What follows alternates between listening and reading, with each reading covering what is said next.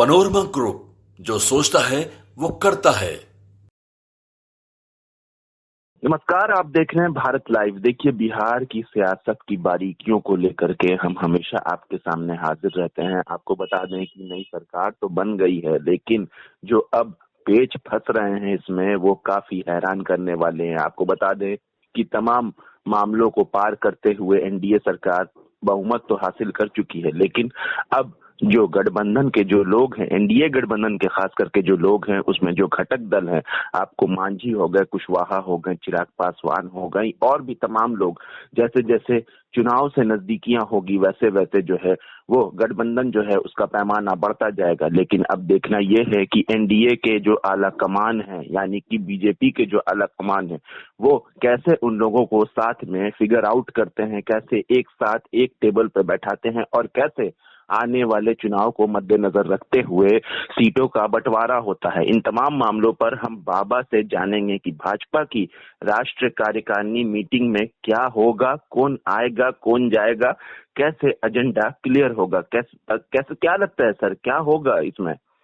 देखिए, अब्बास, सबसे पहले तो ये बताना अपने व्यूअर्स को जरूरी है और खास करके उन लोगों के लिए कि इसी तरह की एक मीटिंग आपको याद होगा नीतीश कुमार ने किया था राष्ट्रीय कार्यकारिणी और राष्ट्रीय परिषद की। उस मीटिंग में क्या कुछ हुआ आप जानते हैं। अध्यक्ष बदले, उसके बाद नीतीश कुमार ने उसी मीटिंग में अपने लोगों से विचार किया, अलग अलग जगह पर बैठ करके अलग अलग खेमे में बात किया, अलग अलग एक एक करके भी लोगों से बात किया और राष्ट्रीय कार्यकारिणी राष्ट्रीय परिषद में उस फैसले को लागू किया गया, उस फैसले को अनुमोदित कराया गया। भारतीय जनता पार्टी भी हर लोकसभा चुनाव से पहले इस तरह की बैठक बुलाती है और इस बैठक की सबसे बड़ी विशेषता यह है कि इस बैठक में सबसे ज्यादा अगर अहम एजेंडा कोई है तो वो बिहार है, क्योंकि आपको पता है कि बिहार से ही नीतीश कुमार ने मोदी विरोधी गतिविधि शुरू की थी, एकजुट करने के लिए विपक्ष को और मोदी विरोधी ताकतों को नीतीश कुमार ने बहुत प्रयास किया था। लेकिन आज वही नीतीश कुमार भारतीय जनता पार्टी के साथ हैं, तो भारतीय जनता पार्टी को इस बात का भी अंदेशा है कि कहीं जिस तरह से विश्वासघात और जिस तरह से घात आईएनडीआईए गठबंधन के साथ हुआ, अब ये बात हम नहीं कह रहे हैं, जबकि आपको पता है कि आईएनडीआईए गठबंधन के लोग कर रहे हैं कि नीतीश कुमार पर पहले से भी हमें शक था, इसलिए हम उनको कोई भी बड़ा जिम्मेवारी नहीं दे रहे थे। अब भारतीय जनता पार्टी नीतीश कुमार पर कितना भरोसा करेगी, हम इस बात की चर्चा अलग से करेंगे। लेकिन आपको बता दें कि भारतीय जनता पार्टी की दिल्ली में 17 और 18 फरवरी को राष्ट्रीय कार्यकारिणी और राष्ट्रीय परिषद दोनों की बैठक बुलाई गई है। इस बैठक में सभी मोर्चे के राष्ट्रीय पदाधिकारी हिस्सा लेंगे। इसके साथ साथ प्रदेश पदाधिकारी, कोर कमेटी, अनुशासन समिति, वित्त समिति, चुनाव समिति के सदस्य, पूर्व प्रदेश अध्यक्ष को भी इस बैठक में बुलाया गया है। इस बैठक का एजेंडा भी पहले से तय है, जिसमें बिहार भी एक बड़ा हिस्सा है उस एजेंडे का। भारतीय जनता पार्टी का मंथन शुरू होगा 17 और 18 फरवरी को दिल्ली में। राष्ट्रीय कार्यकारिणी और राष्ट्रीय परिषद की बैठक होगी जिसके लिए देश भर से हजारों हजार नेताओं को बुलाया गया है। 570 से ज्यादा बिहार से भी लोग गए हैं। अब इसका मतलब आप समझ सकते हैं कि ये मीटिंग कितनी अहम होगी और कितना इम्पोर्टेंट होगी। जी बिल्कुल, बिहार के हर मोर्चे के साथ साथ राष्ट्रीय कार्यकारिणी और राष्ट्रीय परिषद के जो सदस्य हैं उन सभी को वहां बुलाया गया है। इस बैठक में सांसद के साथ साथ राज्यसभा, लोकसभा दोनों विधायक, विधान परिषद के सदस्य, पूर्व सांसद भी बुलाए गए हैं। इस बैठक के सभी मोर्चे के राष्ट्रीय पदाधिकारी को भी इसमें शामिल किया गया है। बैठक में सबसे बड़ी बात यह है कि भारतीय जनता पार्टी ने उन लोगों को भी बुलाया है जो बूथ लेवल का कहीं ना कहीं प्रबंधन करते हैं और वहां के कमिटियों को बनाते हैं। सभी मोर्चे के राष्ट्रीय पदाधिकारी भी हिस्सा ले रहे हैं। इसके अलावा प्रदेश पदाधिकारी, कोर कमेटी, अनुशासन समिति, वित्त समिति, चुनाव समिति वगैरह जिसकी चर्चा हमने की वो सभी आ रहे हैं। इसके साथ साथ इसमें लोकसभा क्लस्टर प्रभारी जो अंतिम समय तक बने, ये मान के चलिए कि वो तैयारियां करते हैं कि कैसे अपने पक्ष में वोट कराया जाए, इन सभी लोगों को बुलाया गया है। सबसे बड़ी बात यह है कि इस मीटिंग के लिए लोकसभा संयोजक, लोकसभा विस्तारक को भी आमंत्रित किया गया है। सभी राष्ट्रीय प्रवक्ताओं, प्रदेश के मुख्य प्रवक्ता, प्रदेश मीडिया संयोजक, प्रदेश सोशल मीडिया, आईटी सेल के संयोजक सहित सभी को इसमें बुलाया गया है।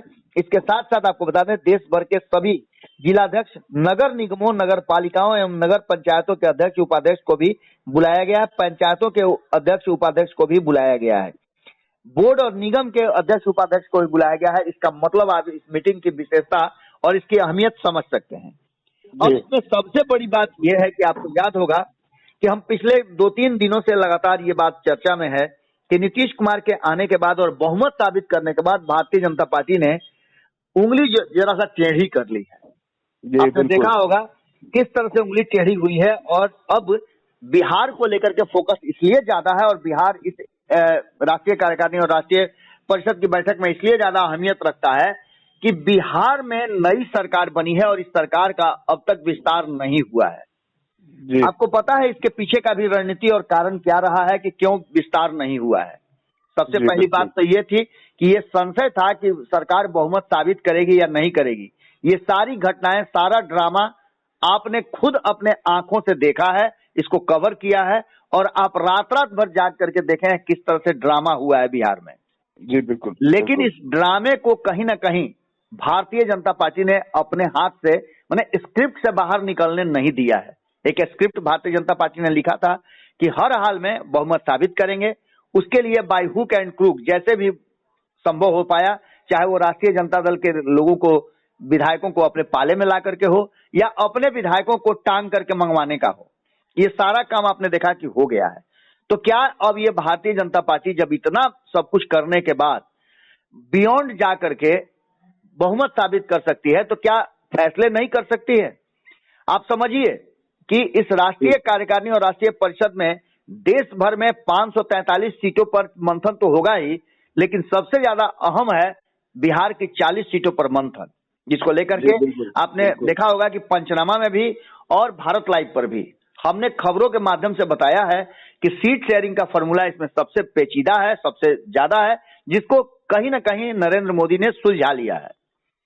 इसको लेकर के जहां एक तरफ अब जनता दल यूनाइटेड के लोगों में संशय की स्थिति है, तो वहीं बाकी के जो दल है उनको भी इसमें रखा गया है। यानी इसीलिए हम बता रहे हैं कि नीतीश वर्सेस अन्य में कौन इन होगा, कौन आउट होगा, ये एजेंडा बिल्कुल भारतीय जनता पार्टी और नरेंद्र मोदी के पास क्लियर है। सीधी सी बात है कि नीतीश कुमार को इसमें अपने आप को बैकफुट पर लेके जाना होगा, कुर्बानियां देनी होंगी। भारतीय जनता पार्टी ने बहुत सारी कुर्बानियां दी हैं। हम चर्चा भी कर रहे थे, आपको याद होगा अब्बास की, कल आप औरंगाबाद में थे जब राहुल गांधी की वहां रैली चल रही थी, वहां भी बहुत सारी बातें निकल करके सामने आई। बहुत सारी चीजें हम जब आप वापस होते हैं, ऑफिस आते हैं, तो उसके बाद उस पर चर्चा करेंगे हम कि क्या हुई थी। लेकिन सबसे बड़ी बात यह है कि राहुल गांधी ने कहीं ना कहीं नीतीश कुमार के हटने के बाद एक बड़ा थ्रेट बिहार में जरूर डाल दिया है।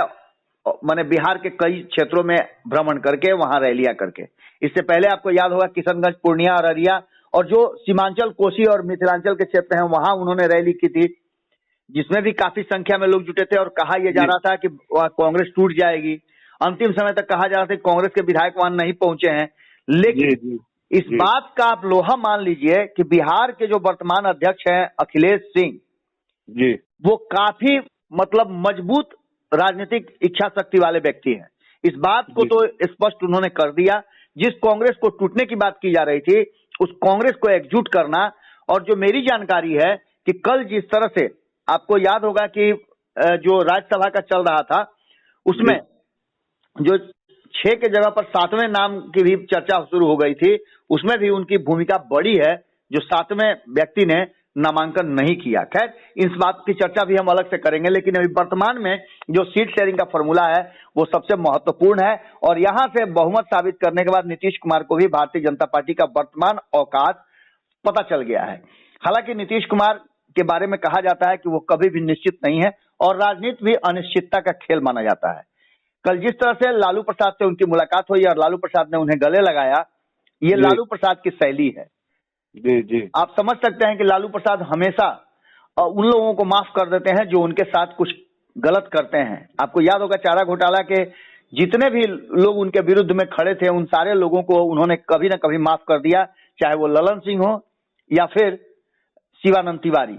ऐसे कई लोग हैं जिनको उन्होंने माफ कर दिया और सभी को अपने साथ रखने में उनको कोई दिक्कत नहीं हुई।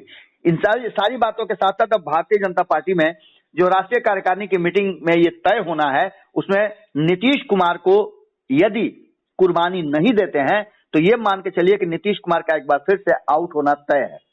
लेकिन जहां तक इन होने की बात है तो भारतीय जनता पार्टी किसी भी परिस्थिति में वजन करके देख चुकी है, नीतीश कुमार को भी रहना पड़ेगा और बाकी के जो 4 दल हैं उनको भी रहना पड़ेगा, चाहे वो उपेंद्र कुशवाहा हो, उनके लिए जो भी भारतीय जनता पार्टी तय करेगी, जो भी उनके साथ समझौते की शर्तें हैं उसको हर हाल में भारतीय जनता पार्टी लागू करेगी और उनको उनका जो उनके साथ बातें हुई है उसको दिया जाएगा।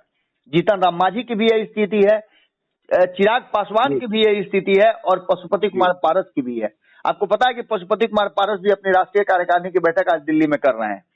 इन सारी स्थितियों के बाद जो सीट शेयरिंग का समझौता फॉर्मूला हम लोगों ने दिया है, उस फॉर्मूले से बहुत ज्यादा इधर उधर कुछ होने नहीं जा रहा है। आप मान के चलिए कि 40 सीटों के डिस्ट्रीब्यूशन में भारतीय जनता पार्टी 18 से 20 सीटों पे खुद चुनाव लड़ेगी।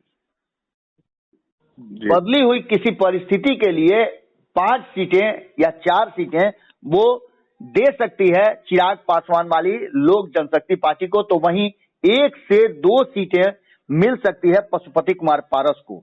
यही स्थिति जीतन राम मांझी की भी है कि जीतन राम मांझी को 1 सीट मिलेगी, तो वहीं 2 से 3 सीट उपेंद्र कुशवाहा को दिया जा सकता है। इसका सीधा मतलब है कि नीतीश कुमार को 17 सीटें और या 16 सीटें तो नहीं मिल सकती हैं। नीतीश कुमार को 10 से 12 सीटें मिलेंगी और ये स्ट्रेटजी तय हो गई है। इसीलिए हम बार बार कह रहे हैं कि अगर नीतीश कुमार इस शर्त पे नहीं उतरते हैं तो उनका आउट होना क्लियर है। वहीं बाकी के लोगों को भारतीय जनता पार्टी नहीं छोड़ेगी, क्योंकि ये सभी लोग कहीं ना कहीं भारतीय जनता पार्टी के उस वोट बैंक के हिस्सा है जिसके लिए पहले से स्ट्रेटजी बना रही है भारतीय जनता पार्टी। और आपने देखा होगा कि राज्यसभा में भी उसने उम्मीदवारी जो दी है उसमें अति पिछड़ों पर खास फोकस किया है। इसके साथ साथ जो मंत्रिमंडल का विस्तार बिहार में हुआ है उसमें सभी वर्गों का विशेष ध्यान रखा गया है, चाहे वो पिछड़ा हो जिसका संख्या 27% है, चाहे सवर्ण हो जिनका संख्या 15% है, या फिर अति पिछड़ा हो जिनकी संख्या 36% है। बचता इसमें कौन है? तो दलित और मुस्लिम। तो आप देखिएगा कि मंत्रिमंडल विस्तार में दलित और मुसलमान भी आपको पूरे प्रतिनिधित्व और जिस तरह से उनका प्रतिशत है उसके हिसाब से उन लोगों को मिलेगा। यानी कि भारतीय जनता पार्टी फोकस्ड है और भारतीय जनता पार्टी अपनी राष्ट्रीय कार्यकारिणी और राष्ट्रीय परिषद की बैठक में यह तय कर लेगी कि आखिर बिहार में होना क्या है। यानी कि आप 18 तारीख के बाद 19 तारीख को जब सदन शुरू होगा उसके बाद आपको पूरी तरह से भारतीय जनता पार्टी अपने रंग में दिखाई देना शुरू कर देगी। जी बिल्कुल, आपने सही कहा सर कि तमाम जो मामला अभी पेश आ रहे हैं, अब जो नई सरकार का गठन हो गया है उसने विश्वास मत हासिल कर लिया है, तो अब कहीं ना कहीं तमाम जो एनडीए की पार्टियां हैं उनके भी जहन में ये चीज आ रही होगी कि सीटों के बंटवारे को लेकर के हमारी क्या वजूद है और हमें क्या मकाम हासिल होता है आने वाले चुनाव से पहले। अब देखना ये भी है कि नीतीश कुमार तो जहां जाते हैं वहां कहीं ना कहीं अपने हिसाब से करना चाहते हैं, लेकिन बीजेपी ने भी इस बार फूक कर कदम रखा है और नीतीश कुमार को पूरा नाप तौल कर अपने साथ लाई है। हम लोगों ने बार बार इस चीज का जो है वो जिक्र किया है कि जो अब एनडीए की सरकार बनी है उसने अपनी उंगली को टेढ़ा कर लिया है और कहीं ना कहीं दबाव जो है वो नीतीश कुमार के ऊपर भी है साथ आने के बाद से, क्योंकि आप देख रहे हैं कि मंत्रिमंडल का विस्तार जो है अभी भी उतने बड़े पैमाने पर नहीं हुआ है और बीजेपी कहीं ना कहीं जो है वो अपने आप को ड्राइविंग सीट में रखी हुई है, ड्राइविंग सीट पर बैठी हुई है, क्योंकि वो जानती है कि नीतीश कुमार प्रेशर पॉलिटिक्स खेलते हैं। देखिए, कार्यकारिणी की बैठक बीजेपी की होने वाली है और तमाम जो उसके घटक दल है, जैसा कि बाबा ने कहा कि अगर नीतीश कुमार के हिसाब से काम नहीं होता है तो नीतीश कुमार का आउट होना तय है। लेकिन अब जो नीतीश कुमार बीजेपी के साथ आए हैं तो ये जो पार्टनरशिप तैयार हुई है वो कहीं ना कहीं अब एडजस्टमेंट की पार्टनरशिप है और कुर्बानी जो है वो नीतीश कुमार को देना ही होगा, क्योंकि वो चाहेंगे तो 5 उंगलियां घी में बीजेपी के साथ नहीं रख सकते हैं, उनको एक ना एक उंगली कुर्बान करनी ही होगी हर हाल में। और वहीं जो घटक दल है एनडीए में उन तमाम दलों को भी बीजेपी को कहीं ना कहीं जगह देना है, क्योंकि वो एक वोट बैंक रखते हैं और एनडीए का लंबे समय से जो है वो साथी रहे हैं, एनडीए के सहयोगी रहे हैं, तो तमाम मामलों को ही मद्देनजर रखते हुए बीजेपी की जो कार्यकारिणी की बैठक होगी उसमें ये फैसला लिया जाएगा कि अब आने वाले चुनाव में क्या सीटों का बंटवारा होगा और क्या नक्शा सामने निकल करके आएगा, किसको कितनी सीटें मिलेंगी, और वहीं पर आने वाले वक्त का फैसला जो है वो साफ साफ नजर आ जाएगा। ऐसी ही तमाम अपडेट्स के लिए देखते रहिए भारत लाइव। शुक्रिया। पनोरमा ग्रुप, जो सोचता है वो करता है। अगर ये वीडियो पसंद आई और वह बिहार के राजनीति और बिहारियत से सरोकार रखेनी तो सब्सक्राइब बटन दबा के चैनल के सब्सक्राइब कर ली। ओजे एगो घंटी बा, ओकरा बटन दबा देला से कुल सटीक और मारक खबर रुआ मुफ्त में मिल जाई। अगर रुआ पत्रकारिता के हमनी के नया प्रयोग में सहयोग कर चाहतानी तो ज्वाइन बटन दबा दी। पेटीएम नंबर नोट कर ली 9386816700। धन्यवाद।